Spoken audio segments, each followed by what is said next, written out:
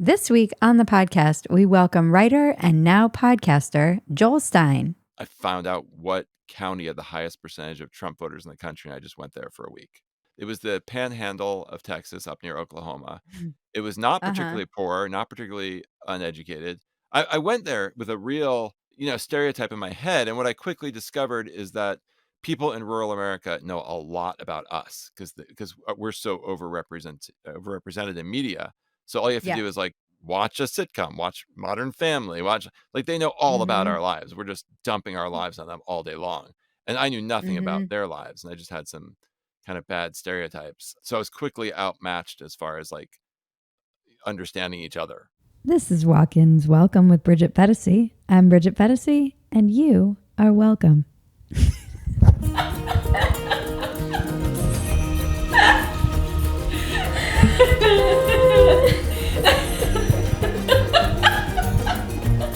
You know the drill.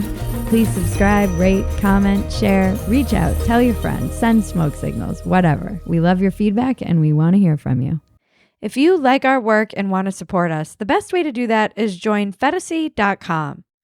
You'll get access to behind-the-scenes content, outtakes, discounts on merch, and the ability to submit questions for some of our upcoming guests. Support your favorite scrappy little internet heroes at Phetasy.com.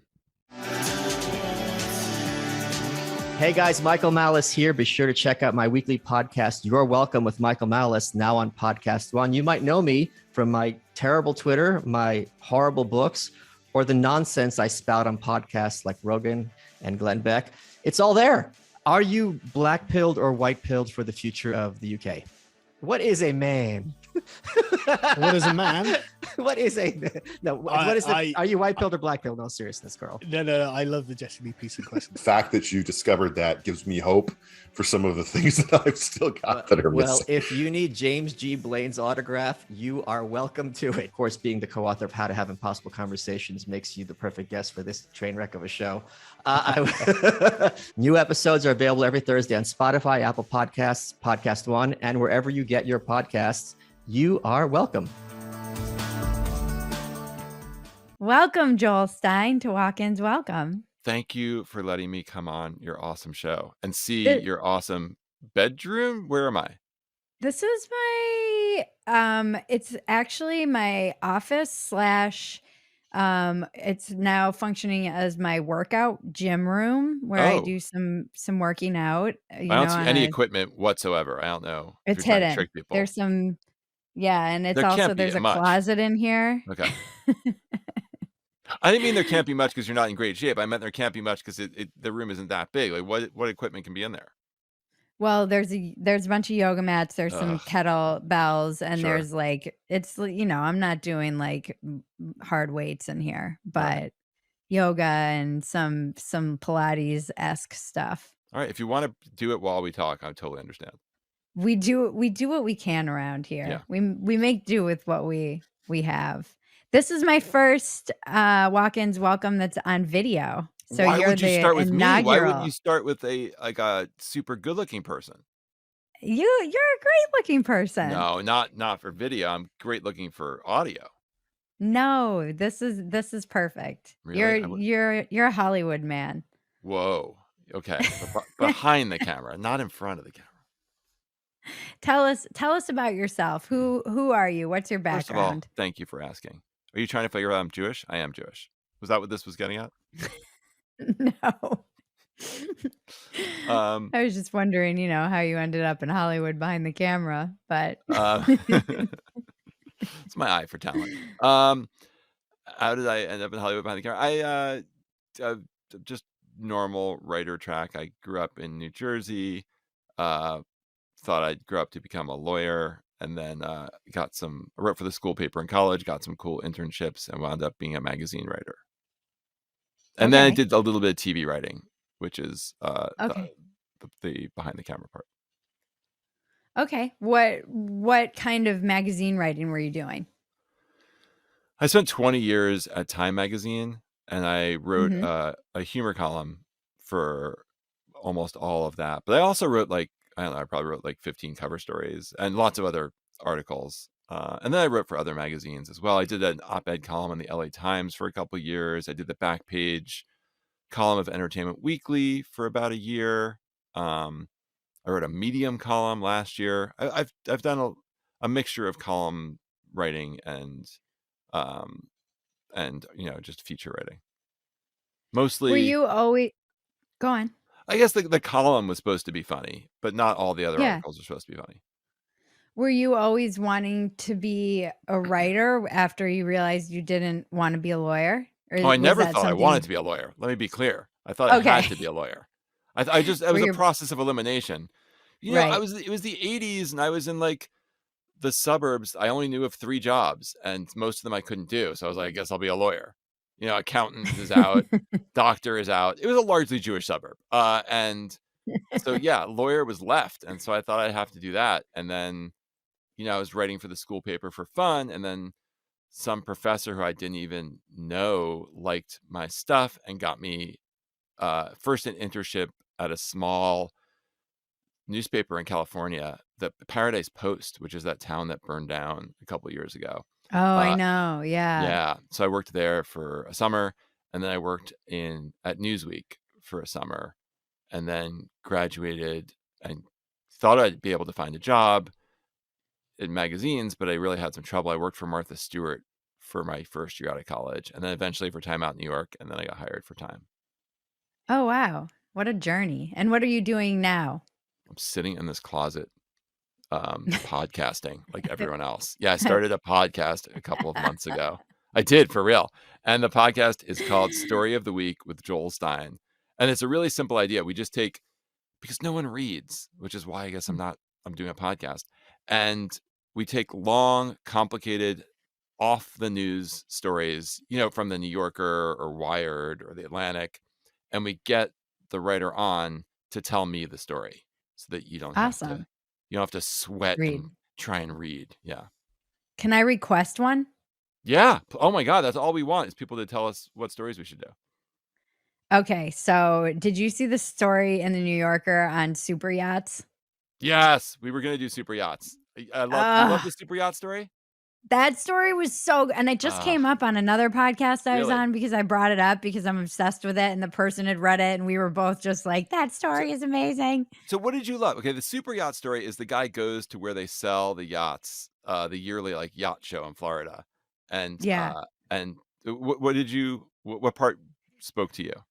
Well, I think just the fact that it's, as he says in the article, at one point, it's the one place in the world where you can still get away with like almost Downton Abbey-esque like servants and have that level of service and have it not be weird, especially if you're wealthy in the West. And also just that it's the last frontier for one-upmanship. Like you can only have so many acres and that just gets to be really, hard to manage. And you can't really show it off in the same way. When I was in the Mediterranean and I was waiting for this. I can't believe it took this long to get to your yacht stories. Probably because I witnessed this too. I was dating a very wealthy man and he felt like not as wealthy.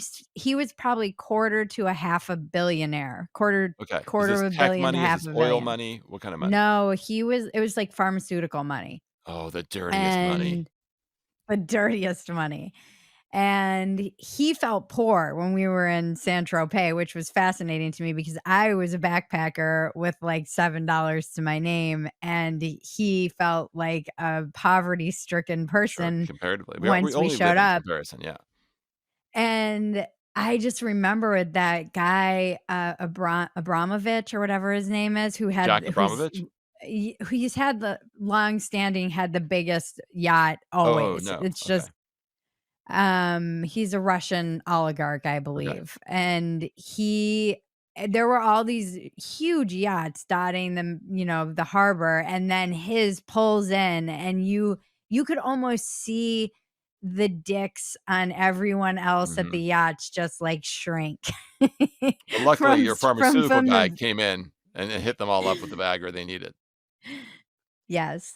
Actually, that was one of the things that I think he was helping spread around when it Oh, first came out. And was he? Did he so use the Viagra? I don't know. I mean, not when we were together, Okay. but No, I didn't. Oh, you got defensive there. I didn't mean it like that. no, I mean, not that I know. I don't know that I would only know from my experience. Yeah. I don't know. So that was fascinating when he was talking about that in the super yachts, just this weird one-upmanship. It's the last place where all these guys can really, other than like buying Twitter, it's the last place where they can all kind of show off their wealth. I once went to an event where you had to bring a magnum of wine that was worth more than $10,000, and they all brought magnums that were What? way more than that. And that was a way of like, as they explained to me, of like, measuring your dicks against each other. So I think Yeah, there's lots of fields in which rich people compete. of course. Yeah, But this one's so this is. visual. Ugh. I hate people who have yachts. In my last book, I was trying to. It was called In Defense of Elitism, and I was trying to explain some of the changes that have been occurring politically, and it, I defied in order to explain the two different kinds of elites that are competing right now, and pretty much have competed throughout all of history. I explain them as the intellectual elite and the boat elite. And the intellectual elite Mm, would much rather, doesn't want a boat. They just want to give a TED talk, right? Whereas the boat elite, mhm. which then came to life in these Trump boat parades, are all about like wealth and power, much more directly. And whenever I see anyone on a yacht, that's all I think about. Yeah, but the Trump boat parade seemed like kinda poor compared to, like, the the super yachts, Right, but the that's what they're mega aspiring yachts. to. This is their Mm, version of that. And there were some pretty no, there were the boat parades in the Hamptons and look, they weren't the yacht you were on, but there's some pretty big expensive boats and those Trump boat parades. of course. Yeah. Yeah, but they still seem, it still feels to me like the people in the super yachts are laughing Yeah. at the people in Yes. Trump boat parades and being like, "Look at those poors duking it out," you know? Yeah. Yeah, there's always someone of higher status, especially in a group like the boat elite who all they care about is that kind of status. The intellectual elite care about status too. It's just a different kind of status. They want, like, media companies. No, I think they want to be thought of as, they want to be members of the of the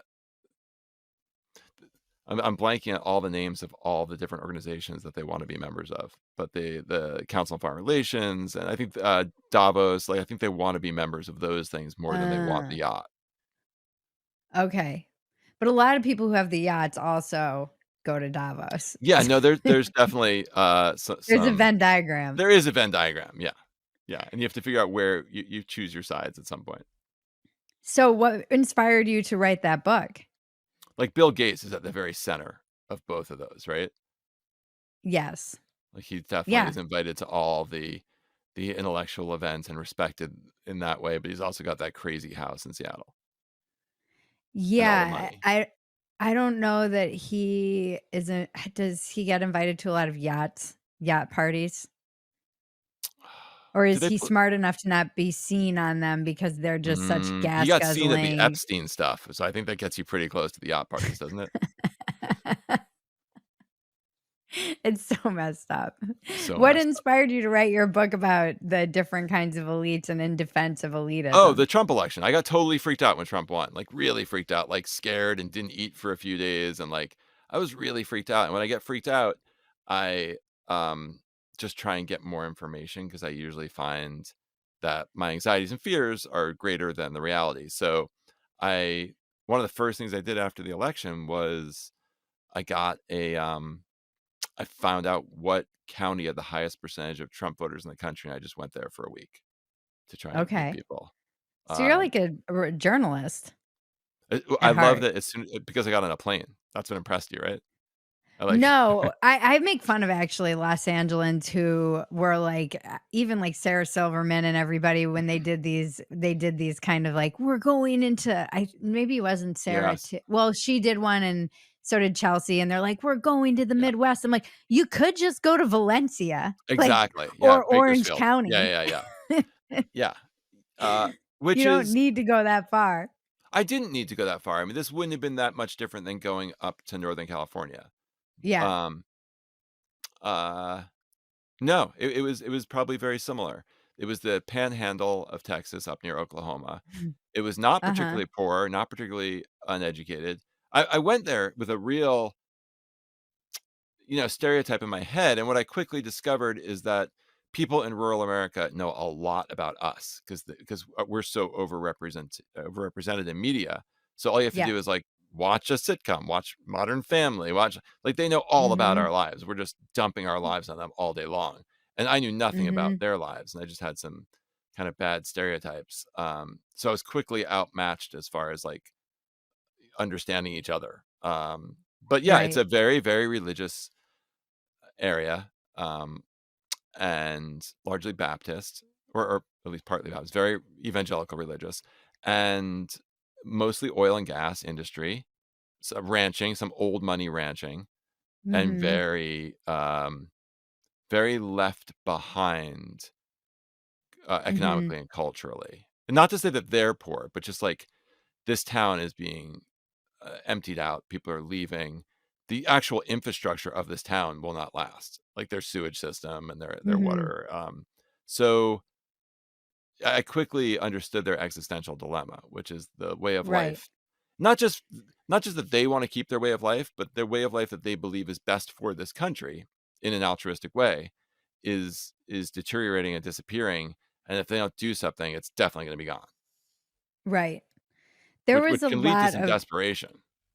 Of course. And there was a lot of, I think Matt Taibbi actually did a great job reporting on this. I don't know that anybody wanted to hear it or read it, but I remember reading a piece he wrote when I believe he was on the road, because he was actually going to all the Trump rallies and talking to people. Yeah. And he wrote a piece about how there was never a referendum on globalization. And that a lot of the people had these real grievances and they didn't get to vote on these things. They just woke up and their jobs were outsourced. Their towns started falling apart. People were leaving and they felt, like you said, left behind, and they had real like existential fear and grievances that weren't just like, oh, you couldn't just be like, oh, you're just racist and kind of poo it as just everyone when you live in a is. city and you've been part of this kind of global elite, this cosmopolitan world where, look, I moved from New York to LA. I could move to London. I could live a very similar life in a lot of places and fit in. And that all happened to me. That seems very normal. And the changes that happen in those places happen at what feels to me like a pretty regular pace. But if you haven't been part of that, it feels really sudden and really scary. And I get why that freaks people out. It's hard to see. It's kind of like when you're young, it's hard to see the new things as new, just because you're like growing up with, TikTok, or you're growing up with whatever. The music, it all seems normal. And for old people, it's like, whoa, slow down. Like, is it okay that we're doing this? Is this, I think that's how it felt when I was there. Yeah. What was your biggest takeaway when did it ease your kind of fear and dread that you had in those early days? Yeah, for sure. But in a specific way, which was, I really liked the people I met. And I thought they had a lot. Right. I thought a lot of the way they chose to live their life was superior to mine. And in fact, I tried to adopt a bunch of stuff that I got from them. Can you elaborate on that? Oh, sure. Just they weren't looking at their phones all the time. They were hanging out in person. Right. They knew their neighbors. They were gathering, whether it was at church or just to hang out and play like weird board games. They like adults. They were just hanging out in each other's porch. They weren't Yeah. calling each other to scheduling things. It seemed much, much healthier. And both as a society, they seem much healthier than ours, and as just people and their own mental health seem better. What I didn't think was that their vision for how the world should work was um, workable or sophisticated or in the end kind. So I thought on a structural level, their world solutions were naive and unworkable and dangerous. So Okay. um, I didn't really leave with a lot of in some ways, like the things I definitely, even though if I didn't agree with their worldview and politics, I did wind up agreeing with some things that I thought were insane before I got there that people say politically. Like, Okay. um, I have this phrase, I've been wanting to write an article, but I don't know how to do it for a couple of years, called "The Republicans Were Right About Everything." And the idea is every time they pointed something out that I thought was insane, like the media is biased, Hmm. or um, or calling people racist is just a way to attack people and get power. Just I have like 100 of them, and after I left there and I started looking at things a little differently, I was like, oh, their solutions aren't great, but the complaints they're noticing aren't wrong. Right. That's always the hard needle to thread, I So think. hard, especially if you don't have a It's good so hard. solution. Yeah. No, I mean, I wrote this piece that lost me like thousands of followers immediately. And to be fair, it was probably too soon. But I dropped it on the inauguration, and it was Donald Trump is already making America great again. And it Mm. was all about how I always have this idea like you can't land to boil until it comes to the surface. So it was bringing out a lot of this Oh, I wrote that toxic during the election. resentment. Okay. And that was an okay time. You wrote it at the wrong time. I wrote it Yeah. at the right time because when I wrote it, he had no chance of winning. So Oh. I wrote it in response because I was working at Time magazine, and Time ran this cover with Hillary Clinton and Donald Trump. It was an illustration or a photo illustration of them with dunce caps saying dumbest election ever. And I wrote a Mhm. column that was the response to that was said, this is the first actually important discussion we've had since I've been a child when people are running for Yeah. office. We've been arguing about like how much capitalism to mix with our socialism. Like what should the tax rate be on the top 10%? Like it's such fine tuning, right? Uh-huh. And it's great and it's a discussion, but it's not a real discussion about issues, right?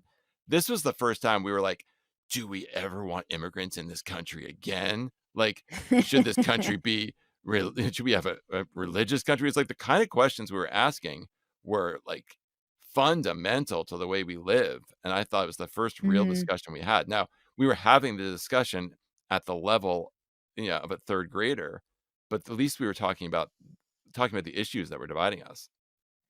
Yeah, but at that point, eh, it like you said, it came from a place of, and I'm not saying your piece did, but it's fascinating to go back and watch Mar or any of the late night talk shows discussing these things because it still had this smug sense of Yes. superiority that was like, "Oh, this guy's never gonna win. What a buffoon." Yes. And I think that a lot of I know for a fact, I've told the story many times about I realized I had a big blind spot when I was visiting, family members on the East Coast and went home and someone said to me who it was shocking that they were voting for Trump, and they said, "I'm just so sick of the media talking down to me and the late night shows and all these people talking down to me." And there was just the distaste for Hillary, but that was something that really stuck out to me because even now when you watch it, I'm like, "Oh, the smug is even worse in retrospect." Well, I'm super And smug.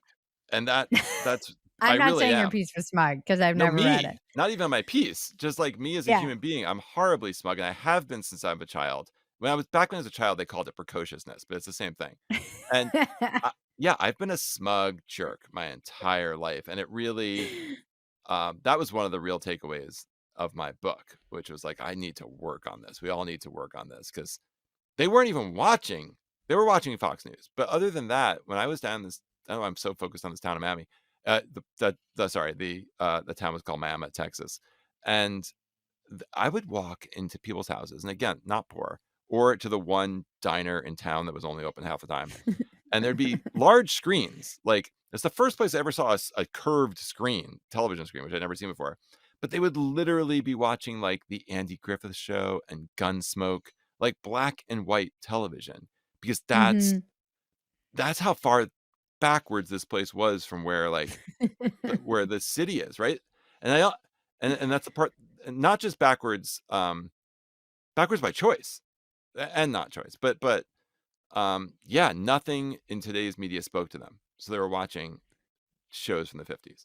As time has, continued forward, as it does since that time in the diner and in that town, what are your feelings about America now? How have they changed versus maybe in those early days of when Trump won? Oh, I don't think anything's changed. I think we're still having that discussion. It's very much alive. Mm-hmm. Do you think it's become worse or just the same? I mean worse in that, do you feel, being in a town like that, as many people often kind of say, that there are just two fundamentally different Americas that have irreconcilable differences? I don't think differences are irreconcilable. I think we have severe differences, and it's not an American phenomenon. I don't think there's a country I can think of that isn't going through this right now. It's weird that the tipping point, I still don't understand. I can understand the dynamics at play that have been at play for decades. Why we seem to have reached some kind of tipping point in all these different countries is surprising. I don't understand that part. I don't understand what the final straw was that freaked people out. But I don't think anything's been resolved. It feels less chaotic, and it feels less on the surface, simply because we have a less chaotic president. So it's quieter now, but I don't think it's changed. Does it feel to you? It's interesting though. I would say that to the people who might not be on your side of the political spectrum, they feel like it's very chaotic right now. Isn't that interesting? Like there's a whole population of people who feel like the shortages on the shelves and, the lack of ability to find medicines, even if it's a supply chain issue from COVID, just feel like things are more chaotic now than perhaps when Trump was in charge. I think most Americans think things are less chaotic. I know they're hardcore. I definitely do. I think there's a lot of Americans. I would like a poll on that. I think there's a lot of Americans who think maybe Biden is old and they're worried about that, and certainly they're concerned about inflation. But I mean, you can't compare that to. I mean, if you're just looking at economics or something, you can't compare it to when COVID first hit and things were really locked down. I mean, that was more chaotic. But no, I think I meant simply that a lot of people voted for Joe Biden because they didn't want to hear from the president, and I think that's mostly been delivered. Trump was really on stage in a way that no one had been in my lifetime for that long, and I think Joe Biden has not filled that role. It's hard to remember, but there are days that go by, weeks that go by when we don't know what Joe Biden's doing, and I think that's the kind of chaos I'm talking about, where the rules aren't going to suddenly change for like who gets coming to this country and who what are the tariffs, like what can we can't buy champagne now, like there was just a lot of that kind of chaos for a long time. Like we like Putin, we don't like Putin, wait, North Korea's good, he's a best friend, not best friend, like that's the chaos I'm talking about. One of the things I said, I've been so wrong about so much over the years of becoming an accidental pundit, and one of the things I don't do it. It was just and again during the midterms, I'm like, once again, my core kind of my own factory settings play such a role in me misreading a lot of the temperature in America because I had such a dysfunctional upbringing. I have a high tolerance for chaos. And Mm. I assume that most people do. And America actually always surprises me with their low threshold for Oh, I'm the other way. chaos. I'm very much the other way.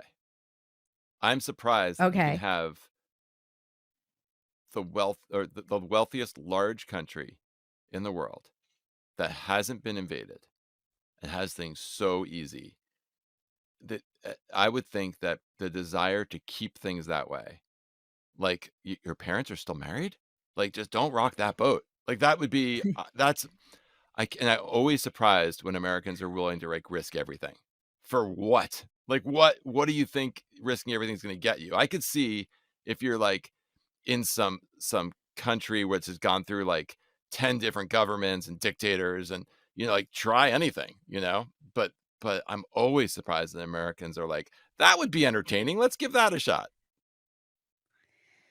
Yeah, but maybe there's not as much, wealth as we think, or There is. maybe they're The average American they're is in the top 3% super in the wealthy. world. Yeah, that's Yeah. crazy. I don't think anyone But if you're realizes that. poor, yeah, that's true. But don't maybe it's not the wealth, it's more just the resentment. Yeah, but, like, be careful There's with your resentment.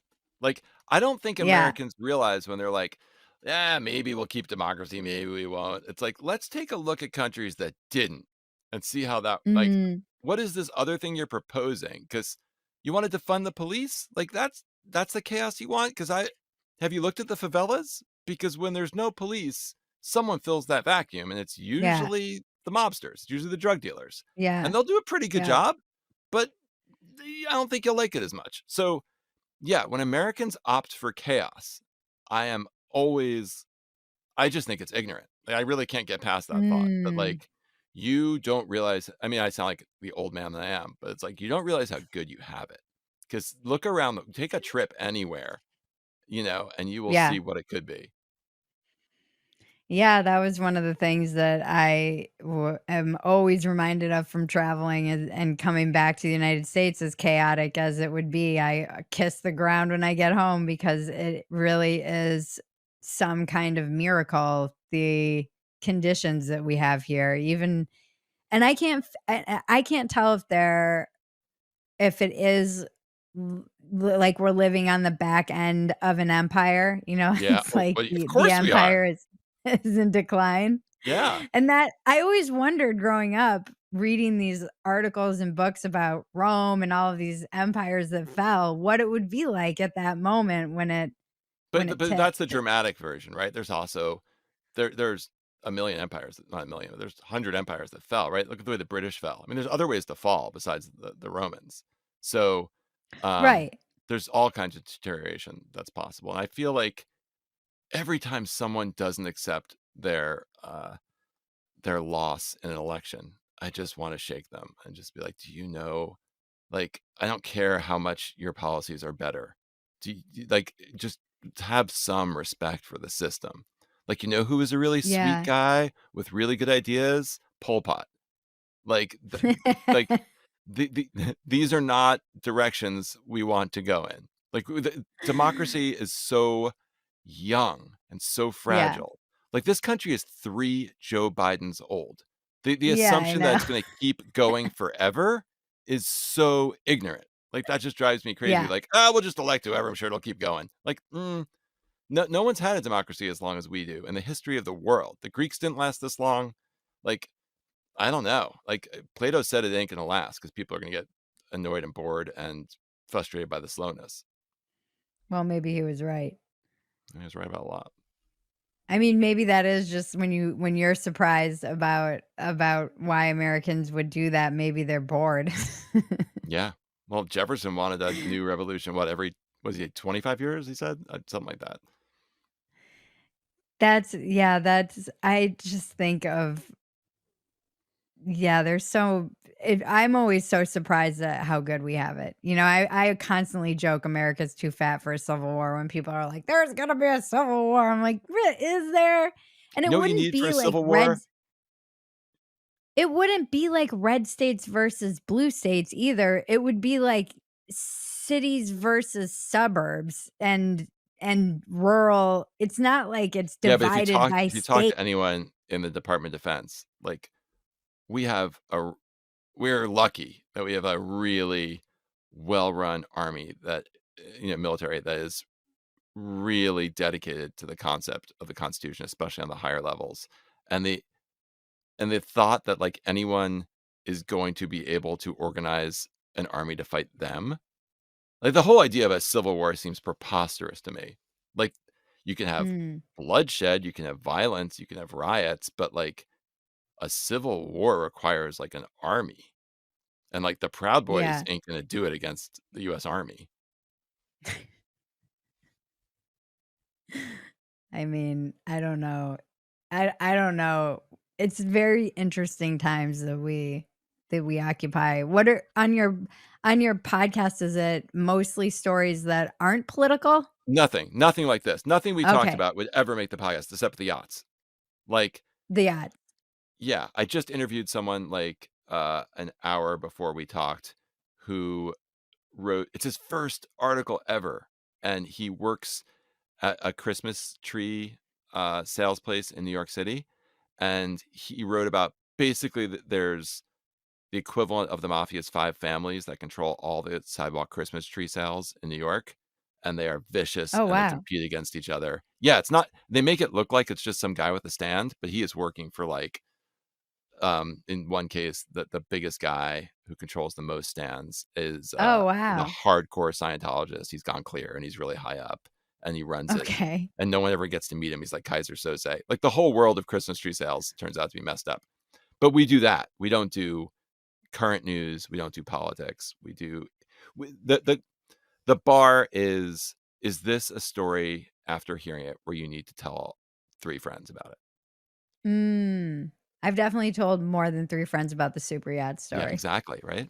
Yeah. Yeah. Whereas, like, I if you're love those trying stories. the closest we came and we decided not to do it was to the news, and I'm glad we didn't, was the New York Magazine cover on Hunter Biden's laptop. Did you read that? Uh, no. It's it's so much better than you think. Oh, As a okay. story. As a story, it's insane.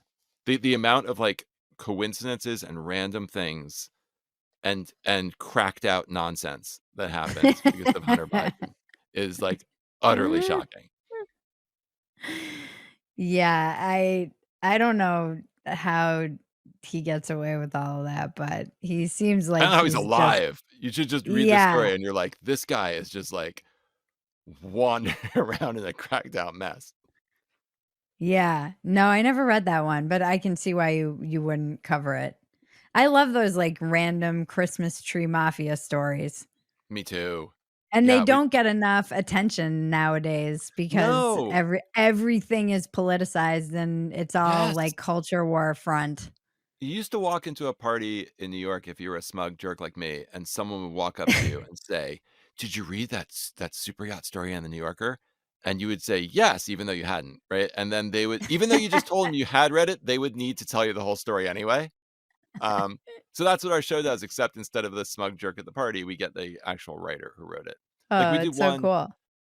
we did one a couple weeks ago, this guy in Wired. You know what LARPing is? Like, live Yes. action role playing? Okay, Mhm. what do you picture when I say LARPing?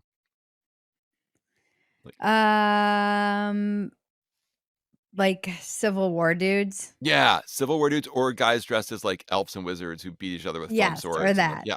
Yep. But it turns out in Scandinavia, they've gotten super into LARPing, so they it'll be like a 3-day affair, but they LARP, like, being in a bunker during the Cuban Missile Crisis, or they have one called Gang Rape, and they do, like, these incredibly, like, dark and serious LARPs because 'cause they're in Scandinavia, and this guy went to um, a LARP 3-day LARP for, gay conversion therapy. Oh, wow. Yeah, and, like This and is so it got crazy. crazy. It got crazier from there, yeah. That's that seems very meta. There's something about that hurts my brain to think about. Yeah, and Just because they have like secondary schools based on LARPing in Norway. What does that mean? Like I can't remember. I kind of fudged because I think it wasn't a high school. I think it's like a college, which is like it was more or less a themed high school, and the theme was LARPing. So they learned through LARPing at this high school. They're super into LARPing. Yeah. My brain is gonna explode. That's what we do. We explode brains. So if you're studying, you know, how they created the nuclear bomb, you're like actually all in there doing this at the time. Improv school. But my producer on the show is from Connecticut, and you can look this up. They did this thing in Connecticut where she had to in elementary school they role played the Underground Railroad.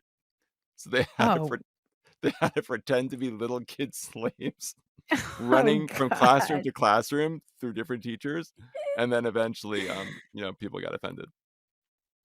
Yeah, as they would, I would imagine. Especially if it was in like Fairfield County. Of course it was. That's where I worked for Martha Stewart. Right. I spent some time I did some time in Connecticut. Where did you do your time in Connecticut?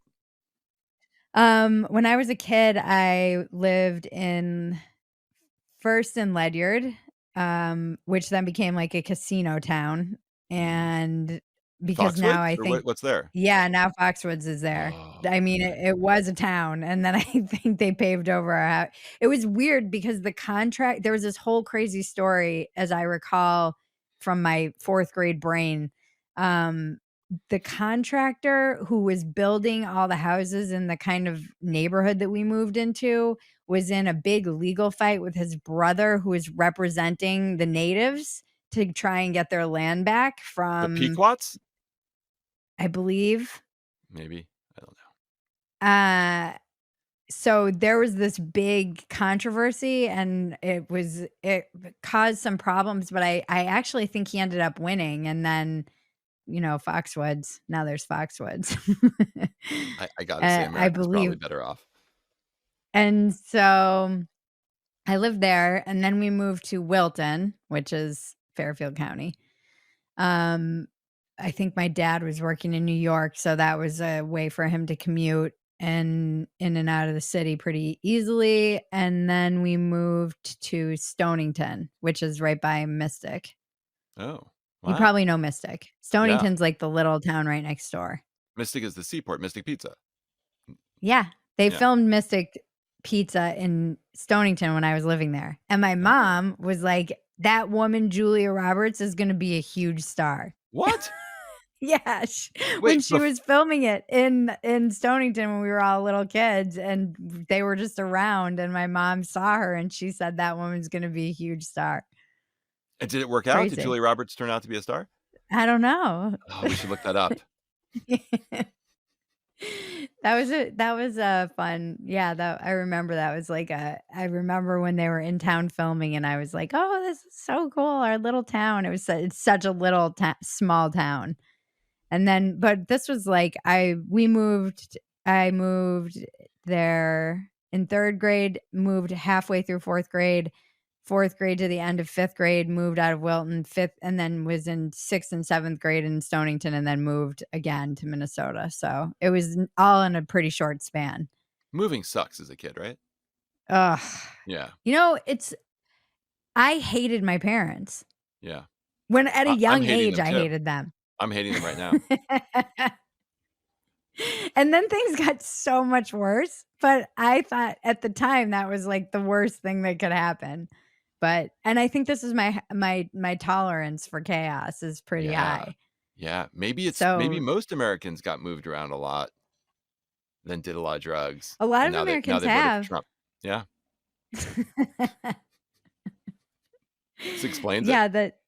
Now do it for Hungary and England and like Turkey. Yeah, it's crazy. It's a crazy time in the world.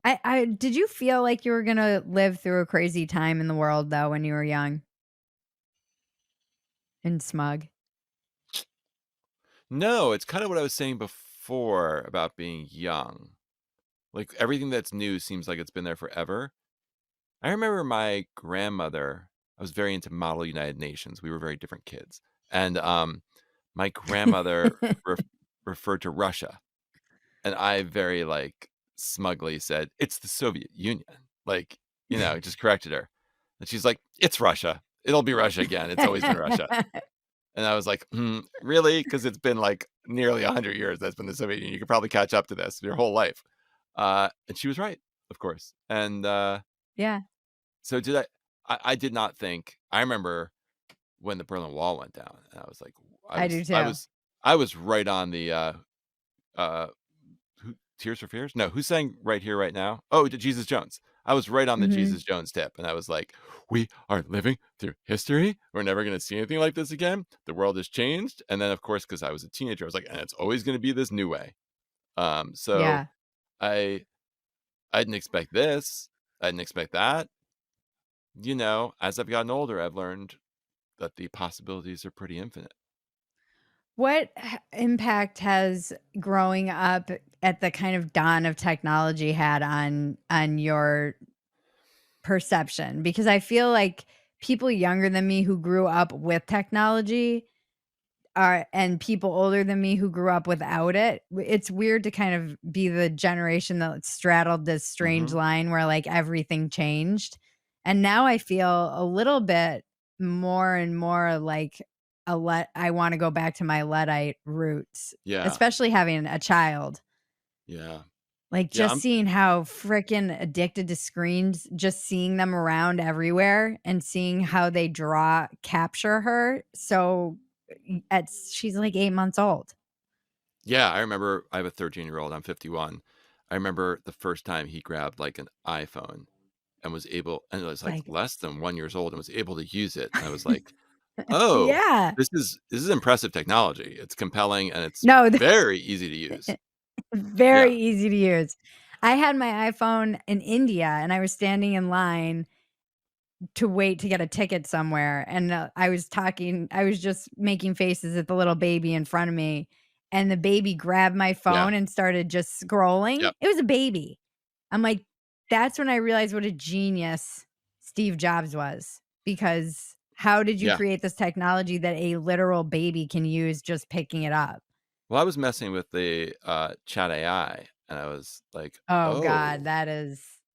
I was like, oh, a lot of people who are experts aren't going to be needed anymore. However, there's a lot of people around the world who don't have access to expertise. And now you could basically be a 1-year-old and get an immense amount of expertise through AI. And that's going to be a similar thing to a baby using an iPhone. Do you feel, because I definitely was talking to a friend about chat AI and we were talking about how it feels like something has really substantially shifted in the past week just with this AI technology. And I was like, well, when it started to draw pictures, I thought maybe a couple months ago, that's when it really blew my mind. But you were thinking what? Oh, I was like, well, my job is done. I'm a writer. I'm obsolete. What you can basically put 5 or 6 of your columns in, teach it how to write like you, give it a bullet point list, and have it not yet spit out a column. No, you can do that now. I tried. It can't. Oh, okay. Yeah, it can't. Well, it's not funny. That's for sure. Oh, it hasn't mastered joke telling. This is always the hard thing with technology. Joke telling. It shouldn't be. Like it's math. Like I've been in writers' rooms for sitcoms, and you're basically doing math. You're doing a setup, and then you do what would the opposite be? Well, but you're doing all the math in your head, so it shouldn't be that hard. But to answer your other question, just because I'm now interested in my own thoughts, now that I'm old, I guess I feel like we're living through a pretty big technological change.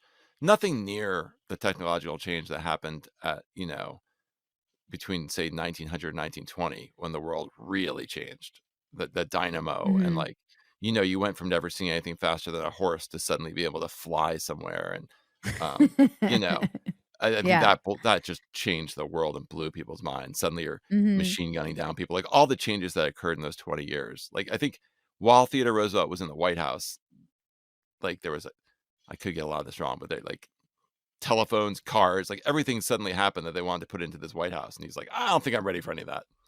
Mm-hmm. I also feel like looking back, the TV really messed things up more than we think. Like as far as disintegrating society and having people really focus on in good ways and bad ways, like focus on your family, be at home at night.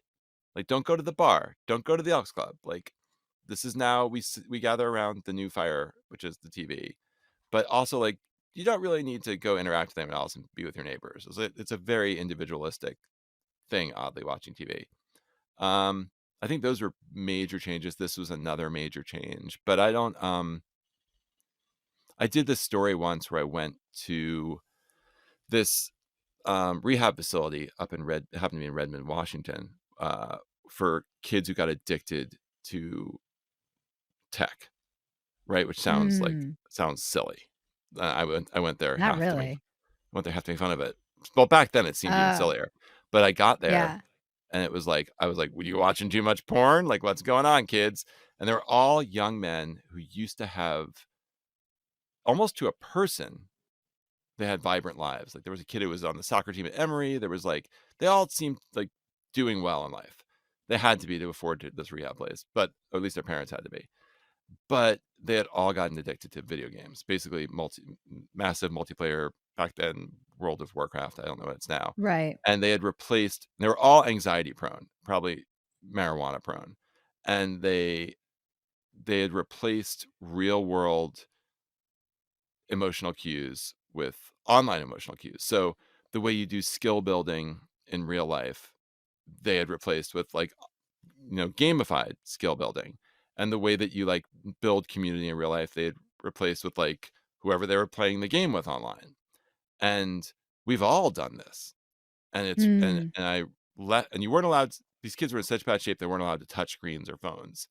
And Wow. so for 3 days I didn't use a phone, which actually made finding this place really hard because I had to like print something out from MapQuest before I left and try and use that. That's miserable. And didn't talk to my family, I talked to my wife, my kid, for 3 days. And I don't carry my phone around my house anymore.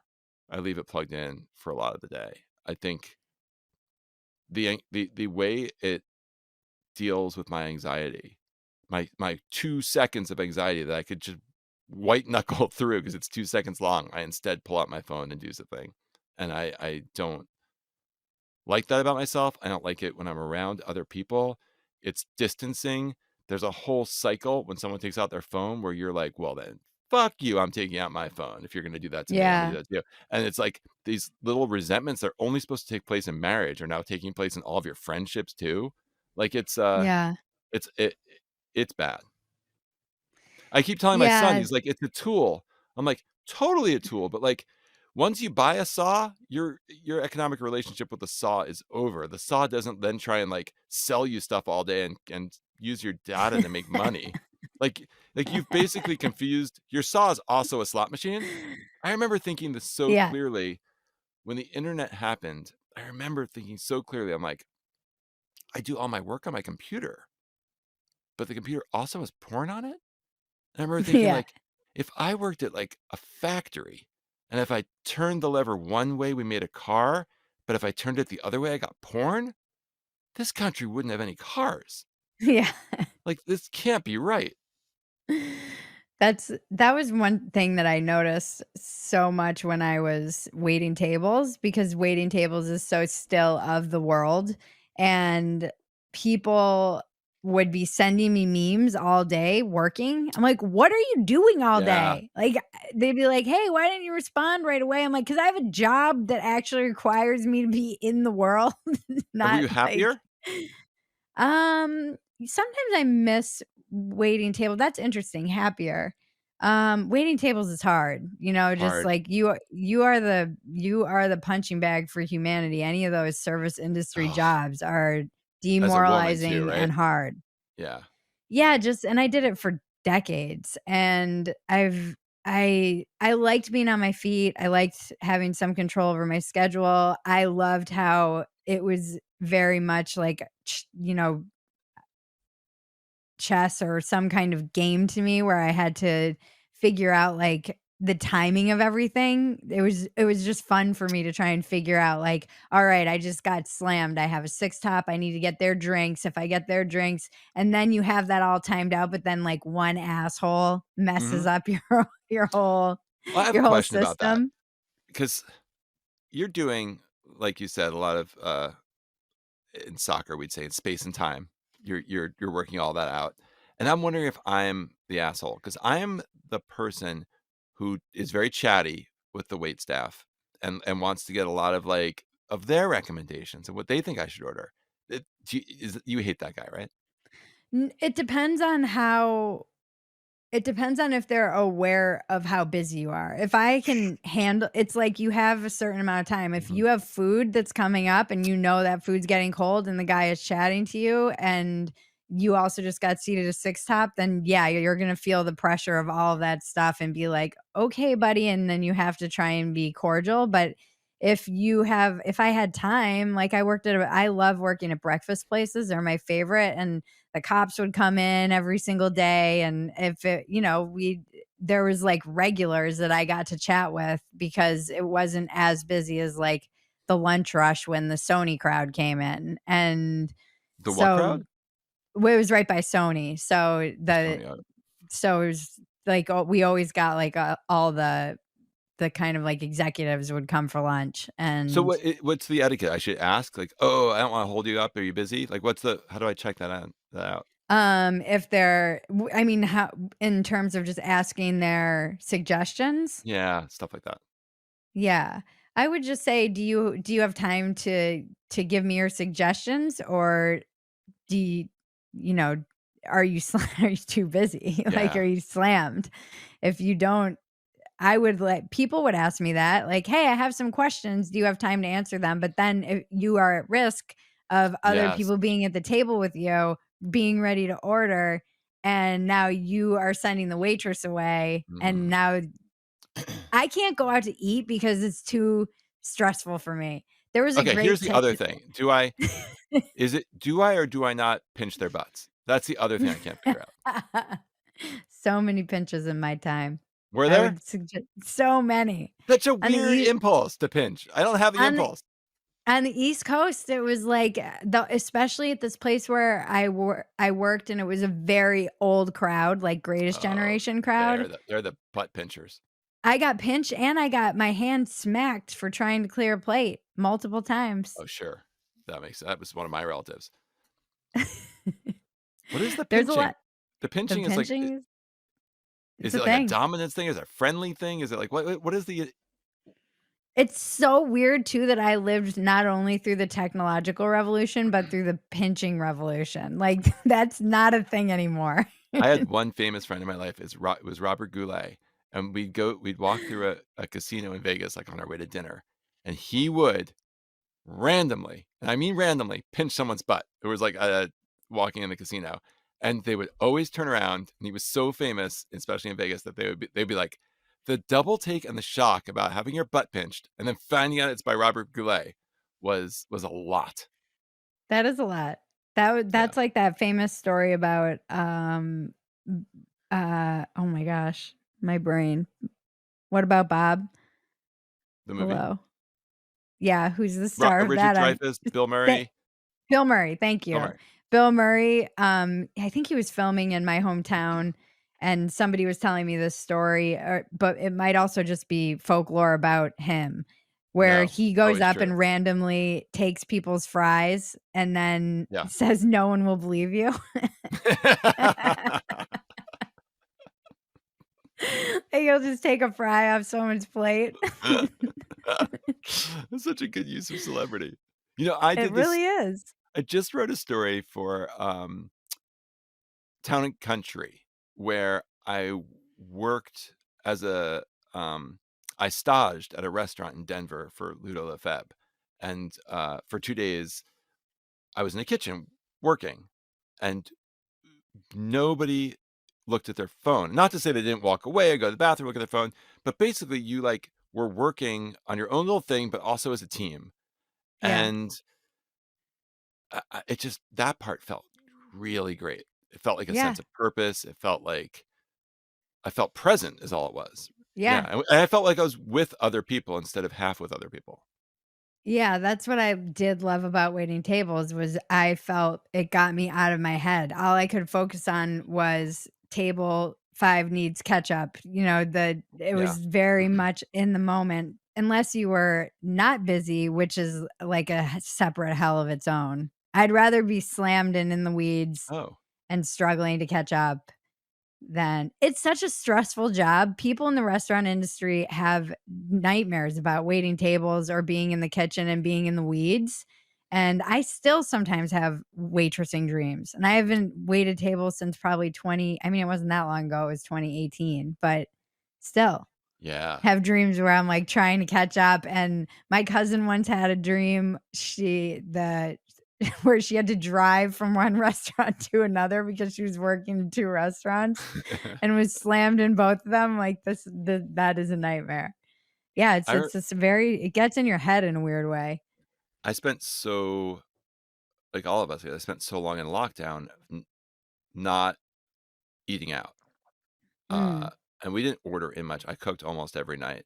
And I remember the first time I went to go get like food from somewhere, I felt like, what kind of asshole am I? Like I'm asking people to like wait on me and like cook for me and bring me food. Like, who do I think I am? It bothered me for a bit. I was like, this is not. Ah. And then I was like, I have friends who are chefs and work in restaurants, and I was like, they're like, no, we like doing this, and like, um, we're all providing service for each other. That's what society is. They're like, you're Yeah. crazy, and I was I like, had oh, the opposite reaction where I felt like I didn't eat out enough to support the local yeah, restaurants yep, and I saw so many businesses around here go under and I would have been had I been waiting tables at that time completely screwed. So yeah, I donated to people who were raising money for wait staff. It's such an industry where you have no union, you're so like yeah, unprotected completely. And if you're sick or anything, it was very, I always say, like, I understand AOC's sensibilities in some respects. If you worked in that industry, you know how just unprotected most of the workers are in all respects. You don't have, I mean, when I was in Rhode Island, I made $2.89 an hour because they assumed you were making tips. So you're getting $2.89 an yeah. hour for your base rate. And so many people would take advantage of that. One of the restaurants I worked at, he would have us come in early and clean instead of paying for a cleaning service because it was Oh cheaper to pay us $2.89. I'm like, this is not legal. Like no, he's like, whatever, Rosie the ricketeer. He would always make fun of me because I'd be like, this isn't legal. We should report him. he No, had a deep it's understanding of labor law that he went to Rosie the Riveter. so he probably did. He was a very smart guy, but he also knew he was being shady. And Yeah, most people in the industry, it's such a rut you can get caught in. And especially in like the resort town that I was working in, like we're all too hungover to Provincetown, is go that what it's rally. called? No, I was in Newport. Newport, sorry. Yeah. Oh, that's where like there's Yeah. a bunch of like mansions that people Yachts. go look at. Is that what it's right? Yeah, it's a yacht town and It really is, mansions. right? Yeah. Yeah. Well, I asked the same too. This has been so fun. I What was your love favorite just part? my favorite part was I don't know, all the I think I love hearing about what people were like when they were little kids. Like when you were Oh, talking about how you're a smug little kid.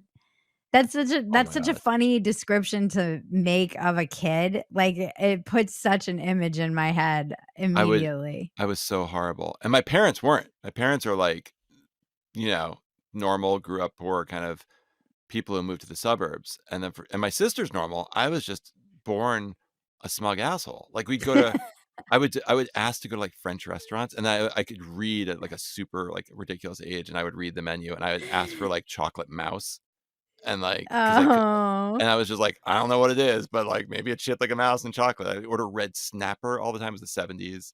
And I would like demand they take me to Broadway shows. I was just and I was really shy and anxious. So this was all like going on in like a friendless universe of me and sitcoms. That's hilarious. Yeah. I love that. And I was What maybe I'm technology doesn't freak me out as much because like I got them for my bar mitzvah. All my family to buy me an Apple IIe and a modem. So I was on bulletin boards and programming when I was wow. like 13, getting thrown off because I was also into rap. And I would there were all these just nerdy guys on these Yeah. bulletin boards talking about tech, and I would insult them all as if I was Grandmaster Flash. I called myself the Rap King. It was more like Alexander Pope. It was just like, rhyming lines, insulting them, and they would just I got thrown off of every bulletin board. That's really funny. That's like the bulletin boards are very old school tech, early tech. Yeah. Well, I ask the same 2 questions at the end of every podcast. What is your biggest defect of character? Besides my smugness? I feel like we've covered it, maybe. We really covered it. Yeah. That's Yeah. the most obvious one. Yeah. What's your biggest asset?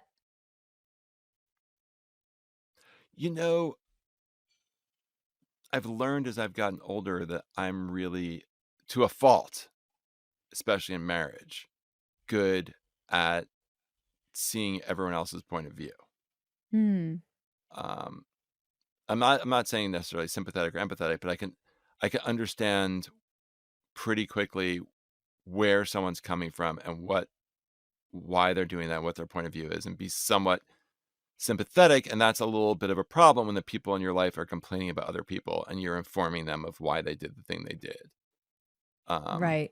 And it really has no bounds. Like I have a lot of sympathy for like pedophiles, for instance, right? Like I just I I really do. I'm like, do you really think people want to be pedophiles? Do you really think like they wouldn't do anything they could to like make themselves not pedophiles? So yeah, I tend to warm up to that pretty fast. Yeah, I've tried to I really I have a lot of empathy. I've tried to the pedophile one, I'm like, would you really think people want to? But then the farther down we constantly have this joke on Dumpster Fire because every week there's some messed up story or something. And I'm like, maybe there are more pedophiles than I thought in the world. There have to be. There have to I be. feel like I've Because underestimated the number. I'm really cocky about, no pun intended, about this because I'm not attracted to. It's just I have I have horrible things that I'm attracted to, but young women isn't one of them. So I feel really superior about this. But when you go on porn sites, the amount of stuff that's like, appealing to girls in school outfits or like Yeah. just 18 or teen is deeply upsetting. So if that's what's like, I mean, if that's got to be in people's heads somewhere, that's more common than you think. And every time I read a book about history, everyone's marrying girls when they're 14, 15, like, I mean, it still goes on now in the world. yeah. Yeah.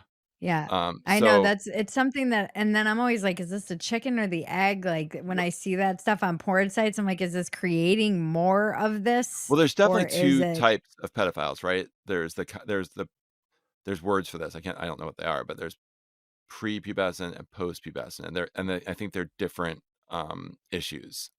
I think people who are attracted to kids, that's a very specific, um, you know, problem. Whereas I think there's a right, lot of men who are attracted to teen postpubescent girls, which is also a problem, which is a right, different right, problem. right, Yeah. right. I don't know if Yeah. there's Wow. the kind I was referring to at first, I guess. I don't know if there's that many of those.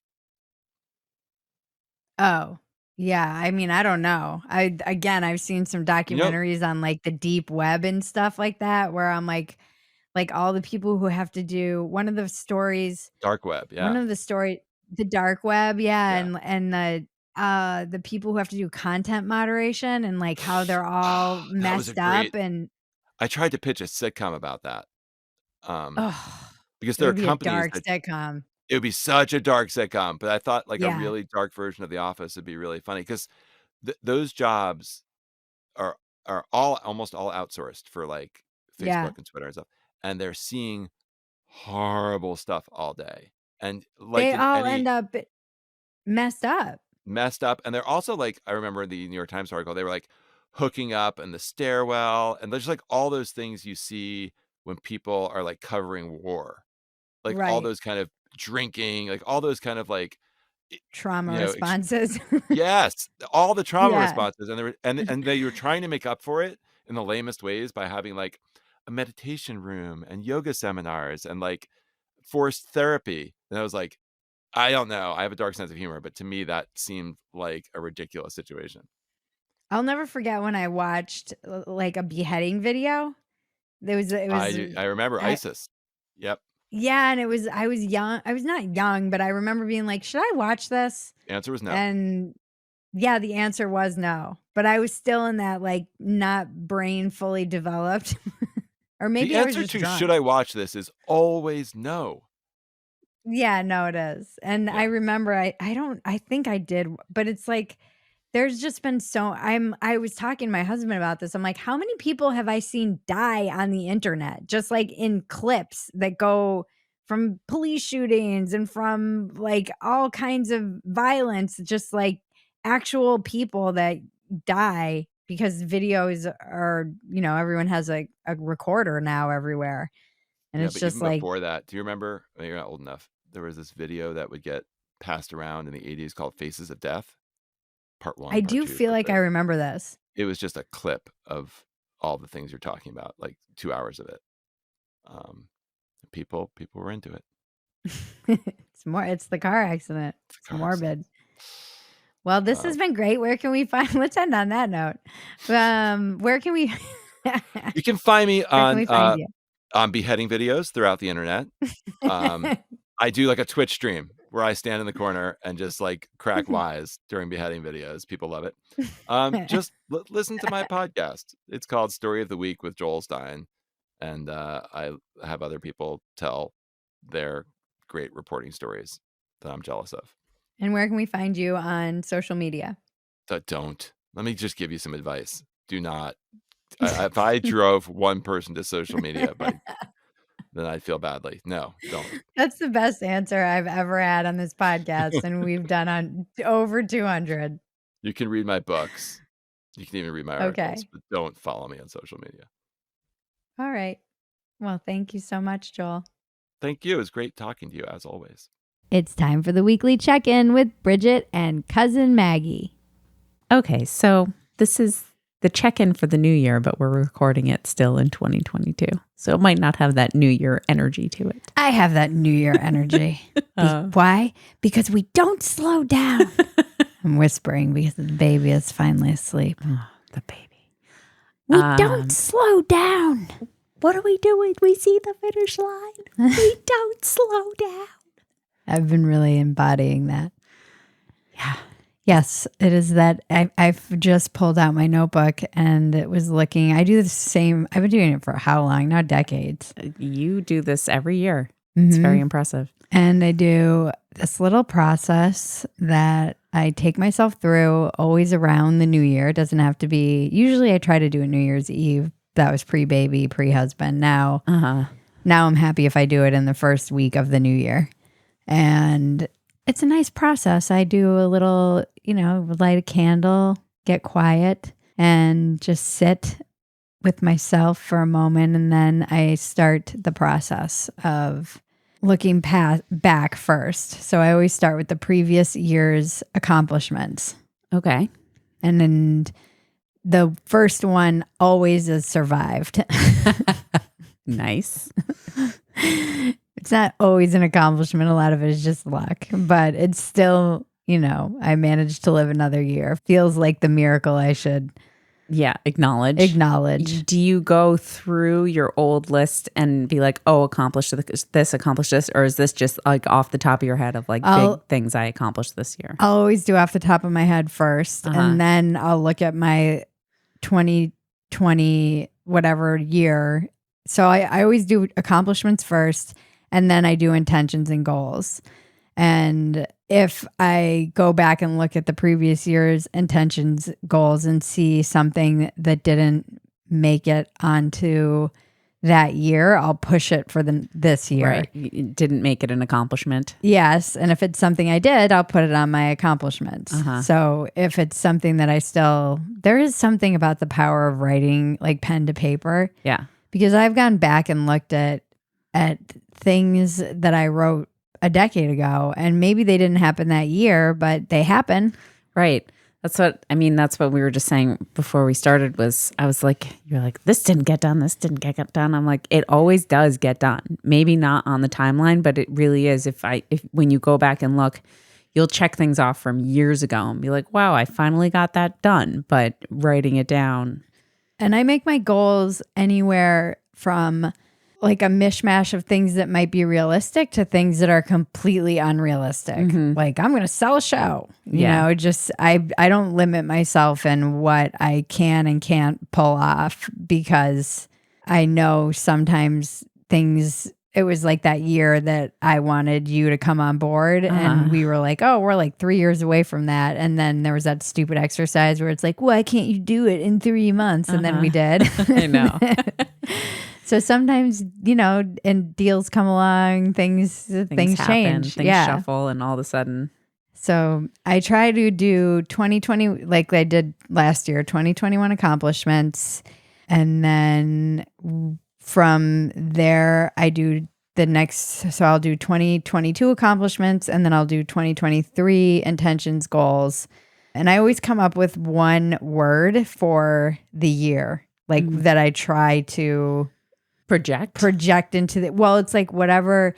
One year it was thrive, because the whole thing with my therapist was like going from survive to thrive, and I just was having a hard time with that. So I was really trying to just thrive. I think that was 2 or 3 years ago.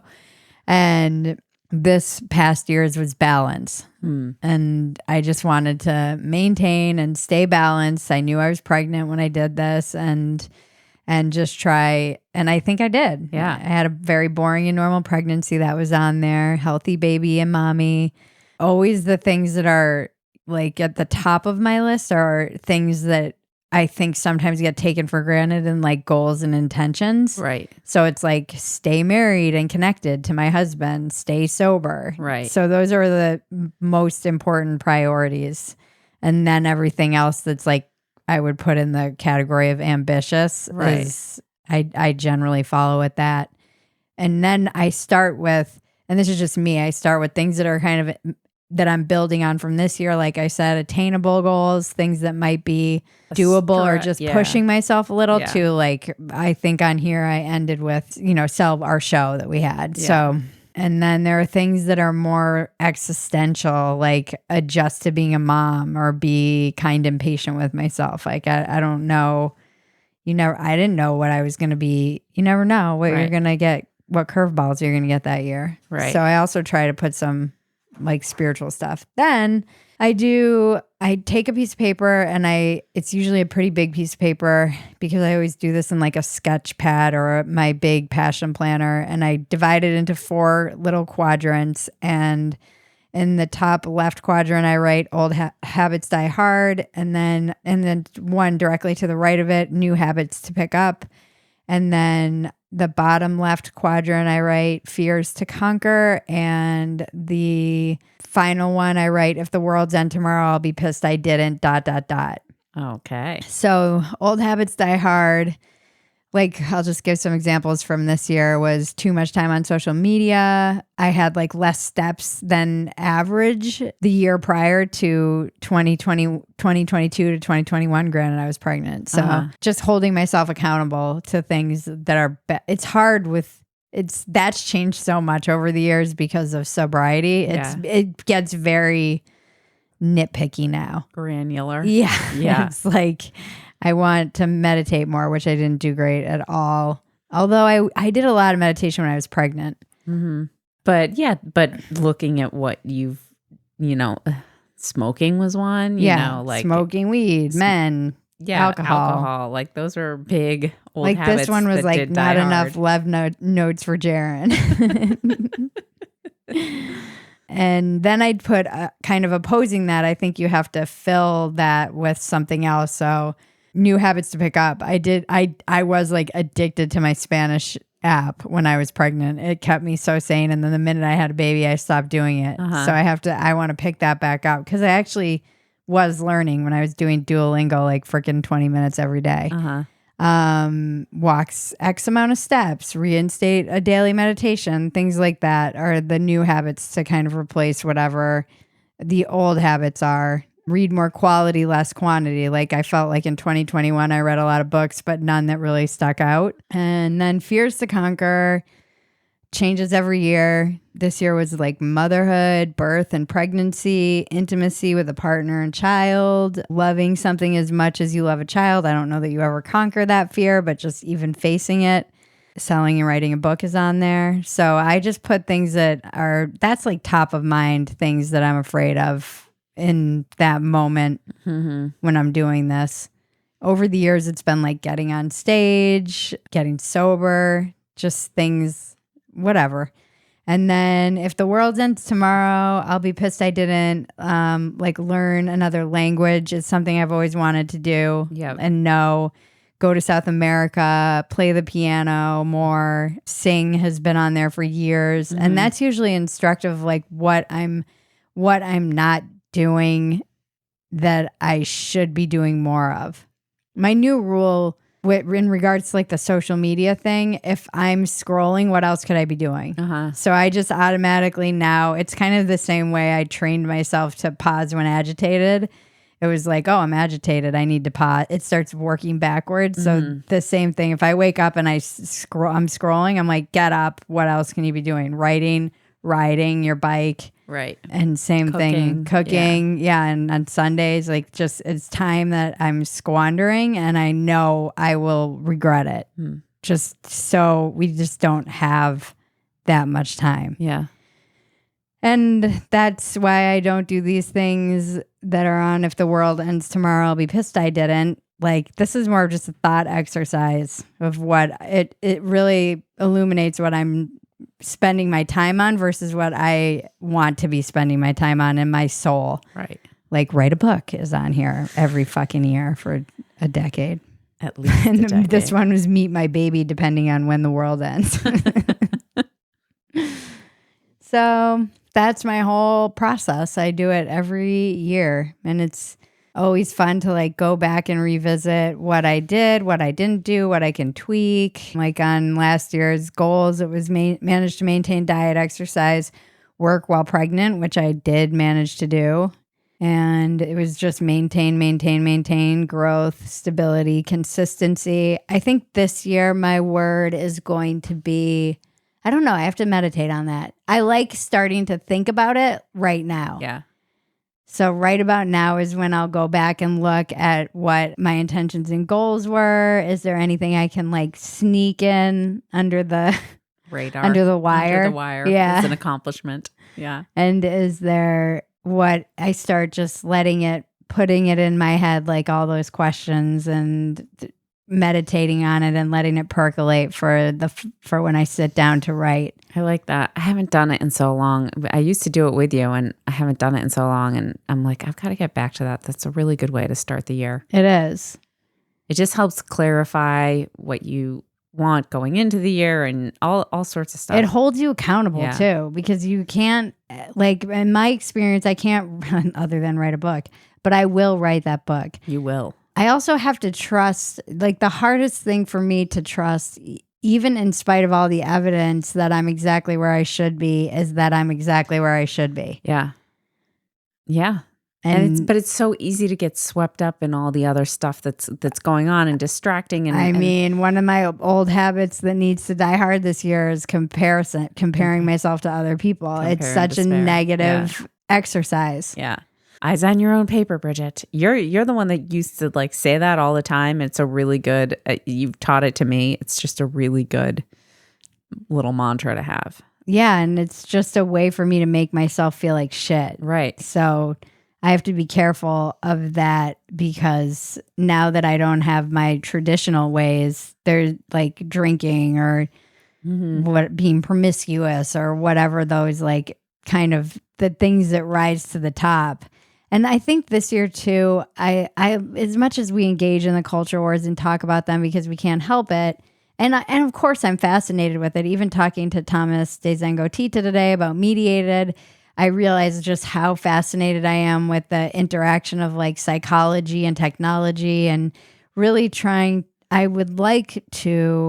we were joking on our last check-in that our brand is like, get your shit together. But I do think I'd like to try and focus more, just returning to like the core, the why, yeah. But the core mission, like Zach Williams said, of Phetasy is to try and help people get out of their own way. That's like all I ever want to do is just like get your shit together, but also connect and help someone else. Make people laugh. And make people laugh. And yeah. Listening to Zach Williams and, Chris Williamson, it's just keeps coming back, that message of like, why are you really doing this? Yeah. Come back to your why. What is your mission? If you didn't have any of this other stuff, would you still be doing what you're doing? Yeah. And being okay with where you are when you're doing it. Yeah. Because that's what, things, I have to pay attention to things that are joy robbers, and comparing myself to others is a joy robber. Looking at the result, focusing on the results like analytics or downloads or whatever, as important as it is for business, it robs me of joy of what I'm doing. And now there's arguments to be made. Should you be like, if it's a business, you should be trimming the fat and you only have so much time and all this stuff. But I didn't get into your goal here. You're creating, and that is a process that's not to, sound all hippie about it, but it's precious. You need to kind of create space for it and allow it to be what it is. This is the new interesting, and this is a topic I really want to explore in 2023. When you talk about creating, like the AI taking that process of writing, because something fundamentally changed in the last couple of weeks. In AI, yeah. I was talking to a friend about this. He's like, I feel like in the last 72 hours, something just really drastically changed. And it was like with AI chat, the upgrade, and with the illustrators. And it's so strange to think that a computer can spit out these images that basically, as Molly Crabapple was talking about on Twitter, like it scrubs from everybody's images that are on the internet. Right. So it's stealing from all these artists and then spitting out all these images. Like a mishmash. Yeah. Just a mixed up version of it. Picasso said all art is theft. But it's strange to have the robot stealing the creative process from humans. Yeah. That is something I want to get a guest on to talk to them about that. Yeah. For on Watkins Welcome. That's the other thing. I want to have more conversations about like big picture stuff, philosophical stuff. Yeah, that's interesting. And we're in video now. Woohoo! This was our first video episode. So that's crazy. So if you are a listener and you know some people who might be good for, some philosophical conversations about the interaction of, if you're following, I know a lot about the people in the Phetasy community are like very nerdy in this way, and probably have people that they listen to on YouTube who are analyzing the interaction of tech and AI and creativity and humanity and documenting, the start of the robot wars. Maggie's really all in on. I mean, you should be coming to Sarah Connor then. Talk about premonitive. I do. I've been working out in the evenings every day. Maybe that will be one of my goals for the year. 1 pull-up. It's a good goal. It's a hard goal. I know. It's really hard. So yeah, that's how I start my new year, everyone. Now you know. Now you too can join in Bridget's process. And we've done this in the community though. Sometimes I'll have people, we'll do like a Zoom or we'll do a, live stream or whatever. Right. Where I'm like, everyone bring your notebooks. Goals. We're doing this. We're doing goals. And we time it. Yep. Like take 5 minutes. And then a lot of the time I'll do the like questions from the passion planner that I actually love. And in this passion planner that I'm obsessed with, that's my planner I've been using forever. It'll ask you how you feel about the past year. What advice would you give yourself at the beginning of the year? What were the 3 biggest lessons you learned this past year? What is one way to incorporate these lessons into your life? Review your planner for the past year and assess your priorities. Are you happy with how you spent your time? If not, what steps can you take next year to adjust them? How are you different between this year and last? Who or what are you especially grateful for this past year? Name 3 things you can improve on next year. What are concrete actions you can take to work towards these improvements? They're good questions. Yeah. So the Passion Planner asks you those questions at the end of every month. I haven't been answering them because baby. But it's a good exercise. Yeah, for sure. All of it. And then let's just hope, just keep going. You just keep going, people. And Happy New Year. Happy New Year. Let's start it off strong. I mean, we're assuming the year begins. That's very optimistic of us. And we end on the apocalypse. Tune in next week for another riveting episode that will change your life, help you get out of your own way, and solve all the world's problems. I want to thank our composer, Jared Elias, my co-producer and cousin, Maggie, and all of you out there listening. This has been Walk-Ins Welcome with Bridget Phetasy. I'm Bridget Phetasy, and you're welcome.